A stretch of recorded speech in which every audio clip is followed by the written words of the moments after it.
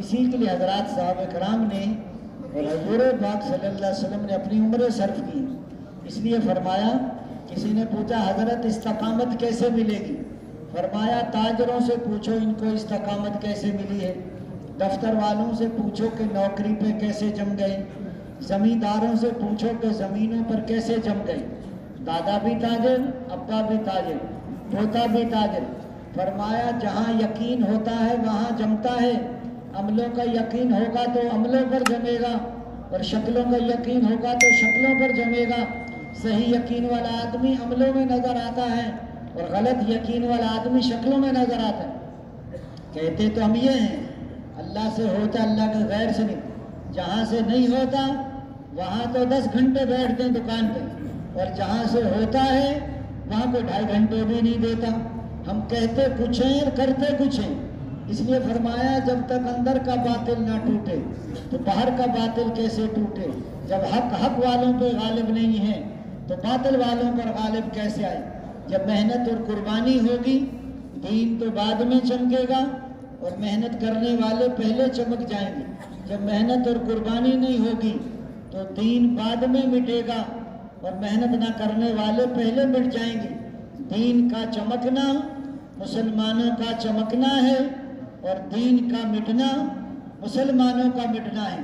تو حضور پاک صلی اللہ علیہ وسلم والی میں جس درجے کی محنت اور قربانی, اس درجے کی ہدایت, اور جس درجے کی ہدایت اس درجے کا دین, اور جس درجے کا دین اس درجے کی کامیابی. محنت اور قربانی اعلیٰ پیمانے پر ہے تو ہدایت کا نور بھی اعلیٰ پیمانے پر ہوگا, اور ہدایت کا نور اعلیٰ پیمانے پر ہوگا تو پورے دین پر چلے گا, اور جب پورے دین پر چلے گا تو پوری کامیابی ملے گی. یہ چلے 4 مہینے, سال 7 مہینے, یہ سمندر کا کنارہ ہے. ہماری قربانی کس درجے کی ہے, اور حضرات صحابہ کرام کی قربانی کس درجے کی تھی. اس زمانے کے اعتبار سے بڑی قربانی ہے. اس لیے فرمایا سمندر کے کنارے پر چلے جائیں تو آپ کو ٹھنڈی ہوا مل جائے گی, وضو کا پانی بھی لے سکتے ہیں, مچھلی بھی. ہیرے موتی لال وہ نکالتے ہیں جو گہرے سمندر میں غوطے لگاتے ہیں. شیطان کہتا غوطہ نہ لگائیے تو ڈوب جائے گا. تبلیغ کا کام تو ہوش کا کام ہے, یہ جوش کا کام. فرمایا دین ہوش تو اتباع سنت کو کہتے ہیں, اور جوش ایمانی جذبے کو کہتے ہیں. دین مٹتا رہے اور دکانیں چمکتی رہیں, یہ ہوش نہیں, یہ بے ہوشی ہے. یہ تو حضرات صحابہ کرام کی زندگیاں ہیں کہ انہوں نے دین کے لیے کیا کچھ کیا.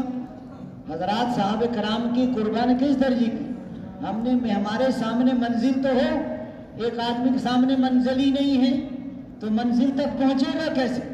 ایک ہوتا ہے راستے کا بھٹکا ہوا, ایک ہوتا ہے منزل کا بھٹکا ہوا. راستہ بھول گئے, منزل پتہ ہے کراچی جانا ہے, راستہ بدل کر پہنچ جائے گا. لیکن ایک آدمی کو یہی پتہ نہیں کہ محنت کہاں تک کرنی ہے, قربانی کہاں تک کرنی ہے. یہ ہماری قربانی کس درجے کی, اور صحابہ کرام کی قربانی کس درجے کی. اس لیے فرمایا ان کی قربانیوں پر ہمارے سامنے ہو کہ محنت اور قربانی یہاں تک کریں. اللہ تعالی ہماری محنت اور قربانیوں سے خوش ہو کر عمومی ہدایت کے فیصلے فرما لیں. ملکوں کے ملک اور قوموں کے قومیں اور جوگ در جوگ اور فوج در فوج اسلام میں داخل ہوں, اور کفر کا کلمہ پست ہو اور اسلام کا کلمہ بلند ہو جائے. انسانیت جہنم کی آگ سے بچ کر جنت میں جانے والے بن جائیں. صرف حضرات صحابہ کرام نے قربانیاں دی اور حضور پاک صلی اللہ علیہ وسلم نے محنت کی تو اللہ تعالیٰ نے سارے احکامات کو زندہ کیا. ایمانیات بھی, عبادات بھی, اخلاق بھی, معاملات بھی, عدل و انصاف بھی, سارے احکامات اللہ نے دین کو زندہ کیا. حضور پاک صلی اللہ علیہ وسلم کے وصال سے کچھ دن پہلے مدینے پر 2 لاکھ کا لشکر آ رہا تھا حملہ کرنے کے لیے روم کی طرف. حضور پاک صلی اللہ علیہ وسلم نے اس لشکر کے مقابلے کے لیے حضرت اسامہ بن زید کو امیر بنایا اور 3000 کا لشکر اس کو تیار کر کے روانہ کیا. آپ صلی اللہ علیہ وسلم کی طبیعت ناساز ہو گئی. حضرت اسامہ بن زید مدینے کے قریب جرم میں جا کے ٹھہر گئے. حضور صلی اللہ علیہ وسلم سے بڑی محبت تھی. حضرت زید کے بیٹے تھے تو روزانہ آتے ملتے تھے پھر چلے جاتے. پھر آپ صلی اللہ علیہ وسلم کی طبیعت اچھی ہو گئی. پھر وہ لشکر روانہ ہو گیا. سوموار کے دن آپ صلی اللہ علیہ وسلم کی طبیعت ناساز ہوئی اور ظہر کے قریب حضور صلی اللہ علیہ وسلم کا وصال ہو گیا. اتنا بڑا صدمہ صحابہ پر کبھی نہیں آیا. تو حضور پاک صلی اللہ علیہ وسلم سے اتنی محبت تھی کہ وضو کا پانی نیچے گرنے نہیں دیتے. لعاب دہن کو اپنے ہاتھوں پر ملتے تھے. یا رسول اللہ، بیوی بچوں کو چھوڑنا آسان، گھر کاروبار چھوڑنا آسان، مدینہ منورہ چھوڑنا آسان، مکہ مکرمہ چھوڑنا آسان.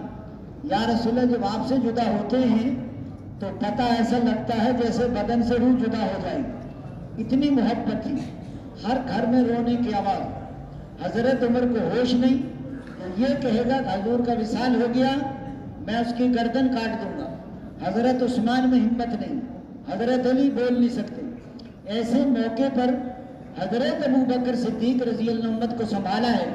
حضرت ابو بکر صدیق رضی اللہ عنہ تشریف لائے اور آپ صلی اللہ علیہ وسلم کی پیشانی مبارک کا بوسہ لیا اور سب کو جمع کیا اور خطبہ دیا. آپ صلی اللہ علیہ وسلم میرے رسول ہی تو تھے، خدا تو نہیں تھے جن کو موت نہ آئے. جو واپس پھر جائے گا وہ اپنا نقصان کرے گا. سارے مسائل حضرت ابو بکر کو معلوم تھی کہ آپ صلی اللہ علیہ وسلم نے ساری ان کو باتیں بتائی تھی کہ کہاں روزہ مبارک ہوگا، کیا ہوگا. ایسے ہی جب حضور کے وصال پر مسلمہ قذاب نے نبوت کا دعویٰ کر دیا اور شجاع نامی عورت نے نبوت کا دعویٰ کر دیا اور فرمایا بعض لوگ ایسے تھے جو مرتد ہو گئے، بعض ایسے تھے جنہوں نے زکوٰۃ کا انکار کر دیا، بعض ایسے تھے زکوٰۃ دیں گے لیکن مدینے نہیں پہنچائیں گے. یعنی ایسی حالت ہو گئی تھی. حضرت عائشہ رضی اللہ عنہ فرماتی ہیں کہ مسلمانوں کی ایسی حالت ہو گئی تھی جیسے بارش میں بکریاں بھیگ کر کونے میں جمع ہو جاتی ہیں. ایسے موقع پر حضرت ابو بکر صدیق رضی اللہ عنہ فرما رہے کہ اسامہ کے لشکر کو روانہ کرو. صحابہ کرام نے عرض کیا امیر المومنین، مدینے پر خطرہ ہے یا ام المومنین ہے اور یہاں مستورات ہیں، آپ مدینے کی حفاظت کو دیکھیں. حضرت ابو بکر صدیق رضی اللہ عنہ نے فرمایا اس لشکر کو حضور روانہ کر گئے، اگر ابو بکر روکے گا تو فتنوں کے دروازہ کھلنے کا خطرہ ہے، ہم شہید ہو جائیں، ام المومنین شہید ہو جائیں، دفن کرنے والا کوئی انسان باقی نہ رہے. اس کو تو برداشت کر سکتے ہیں لیکن دین میں کمی آ جائے اس کو برداشت نہیں کر سکتے. جو اونٹ کے ساتھ رسی دیتا تھا زکوٰۃ میں، جو رسی نہیں دے گا ہم اس سے بھی لڑائی کریں گے.